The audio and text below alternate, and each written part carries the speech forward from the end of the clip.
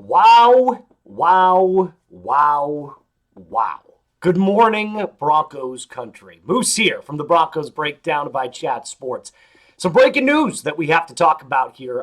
Just about to get into my workout. I woke up, no joke, about half an hour ago. Get up, decide to get through my morning routine, and of course, the breaking news happens. Adam Schefter, the first one on it. And forgive me, I don't have my usual setup with my usual notes, so I'm going to be reading off my phone a couple of times here, but I just wanted to break down what Zack Allen's contract now means for the Broncos. The Broncos signed Pro Bowl defensive tackle Zack Allen to a 4-year, $102 million deal that includes $69.5 million guaranteed. Like I said, Adam Schefter, the first one on that, and then Diana Rossini just a couple minutes later echoing the exact same thing. So we talked about this, right? Let's start from the basics. Let's talk about the contract itself. 4 years, $102 million. That is a lot of money. That comes out to what? Just under $26 million a year. It's like $25.5 million per year, I think it is. And we talked about this on the show about a month and a half ago, where we said that he was going to get Milton Williams type money. He was going to get top 5 defensive line money. We knew this was going to happen. It was just going to be how much. And it's clear to me, at least, that the Broncos prioritized paying him now before he went out and had another great 2025 campaign and then had the market completely reset once again. So Milton Williams, who I believe is a worse player than Zack Allen. He certainly was worse in 2024, statistically speaking. The only difference is obviously the Philadelphia Eagles won the Super Bowl. But Zack Allen has been sensational in a Broncos uniform. I have said this stat, and I think you'll really love it. I'm going to say it again. He is one of 5 players since 2010 to record 40 quarterback hits in a singular season, joining Aaron Donald, both of the TJ and JJ Watt. So there's 3. Nick Bosa, and Zack Allen is number 5. So he's the 5th player since 2010 to do that. 40 quarterback hits. And the rest of those guys, sin Nick Bosa, are all Hall of Famers. TJ Watt, Hall of Famer, or future Hall of Famer. JJ Watt and Aaron Donald, both Hall of Fame players. So this is really a kind of a steal, if you were to ask me. I think the Broncos understood exactly where the market sat, exactly what he was going to command, and they decided, look, we don't want to take any chances. He's the most important defensive lineman that we have, and we're going to pay him accordingly. And he's a dog. I mean, you guys know it. I know it. There's no use in sitting here singing the praises of Zack Allen. We know how good he is at not only stopping the run, but getting the quarterback. But I also feel like this is the Broncos getting proactive. Right? With Courtland Sutton, it felt more like a team-friendly deal.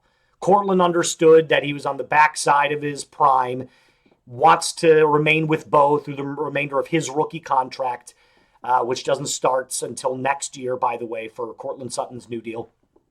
So it was very team-friendly from Courtland's perspective. This is more market value. But I also think, based off of what Zack was able to show you last year, this is a pretty good deal. It is a pretty good deal. I realize that every time you see $100 million attached to a contract, it's never going to be, like, oh my God, it's kind of frightening. It's kind of intimidating, right? But it's just the landscape of the NFL now.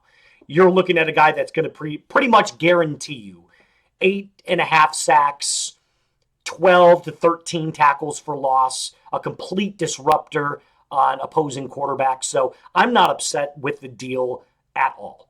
I think you could look at this and say, should the Broncos have gone out and made it a 3-year deal? But I feel like 4, given what he showed last year, I think 4 is right on the money. I think this is a very, very good deal for the Broncos and obviously for Zack Allen. But the Broncos are doing something now that we expected them to do, which is prioritize your core pieces.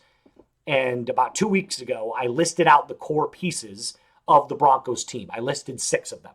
Bo Nix, Courtland Sutton, Pat Surtain, Zack Allen, Nick Bonitto. I'm trying to remember who the other one was. Quinn Meineez. It was Quinn Meineez. So those are the 6 guys that are Bo being the quarterback, you want to pay him everything you can if he's going to stabilize the position. But the other 5 guys are some of the best at their respective positions. So you have to go out and pay top market value or pay them early in Courtland Sutton's case in order to have them remain at Mile High. And I think that was a really, really smart thing for this front office to get out and do. So now the only other player that needs to be paid is Nick Bonitto. He's currently in contract extension talks. I know John Franklin Myers is another name that has been thrown out there as needing to get paid. But like I told you, on the totem pole of hierarchy of players that are going to get paid, he is probably the last on that list. And that's not to say that he's not a good player. He's a very good player and was an excellent addition to this defensive line. He's just not as good as Zack Allen and not as important in terms of what he does as Nick Bonitto, which Nick Bonitto's main job is get after the quarterback, edge rush type mentality. So the Broncos now have paid Courtland Sutton. They've paid Zack Allen. Now you have to go out and prioritize Nick Bonitto.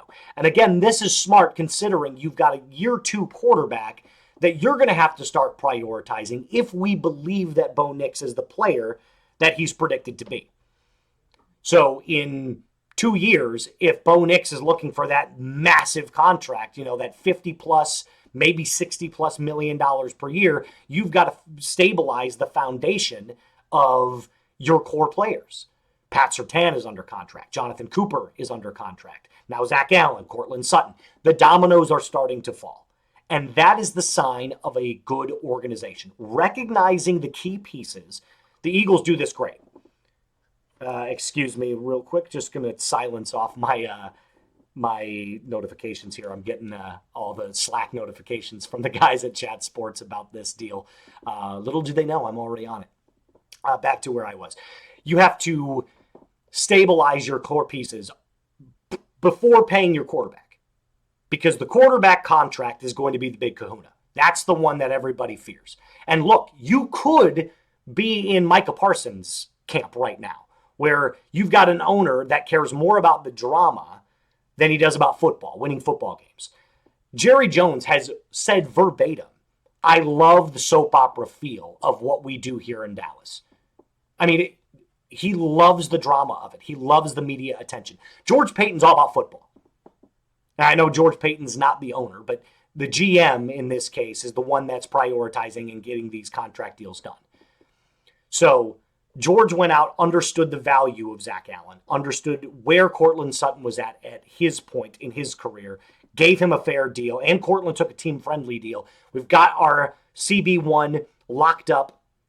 Jonathan Cooper's locked up. I mean, all of the good foundational pieces of not only the Broncos offense, but the Broncos defense are getting locked away. And I think it's also a testament to the culture that the Broncos are building. Players want to play in Denver. That's why Talanoa Hufanga went out and signed with the Broncos in free agency. It's why Dre Greenlaw was attracted to Denver in free agency. These players want to play for Sean Payton. They want to play for a young ascending quarterback. And the defensive players want to play on one of the best defenses, damn near the best defense in the NFL. So all of these are great signs. All of these are great signs. Now, what does it mean for the cap? Well, obviously, as you're signing players to multi-year extensions, the cap has to be manipulated a little bit. So you might have to see some players get cut. You might see some players get traded, which is, of course, part of the business. It's part of the game. It's part of the NFL, the foundation of the NFL. So you're going to see it this year. But I feel like at this point, the Broncos have identified their major pieces and are concerned about taking this team to new heights in 2025. Now, to me, that means winning a playoff game at bare minimum. Like, you made the playoffs last year. Getting back to the playoffs this year is not the goal. Winning a playoff game is. Making a deep playoff run. I don't know that Super Bowl, as much as I have, lauded the Broncos this year for offseason and training camp and, all these different moves.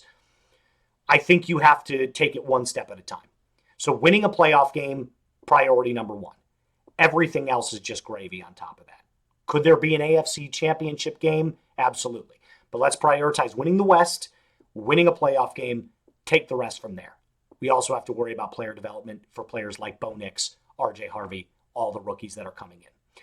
All right, that's going to do it for us on today's episode. A reminder to subscribe to the channel if you already haven't. Like the video if you already haven't.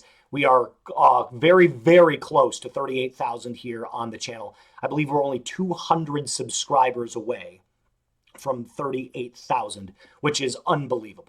A very, very cool milestone indeed. So remember, we've got Broncos preseason football to talk about. You're going to get more videos coming out this weekend for you. But right now, Zack Allen, the newest paid member of the Denver Broncos, 4-year, $102 million contract, $69.5 million guaranteed. Broncos country. I'll see you a little bit later.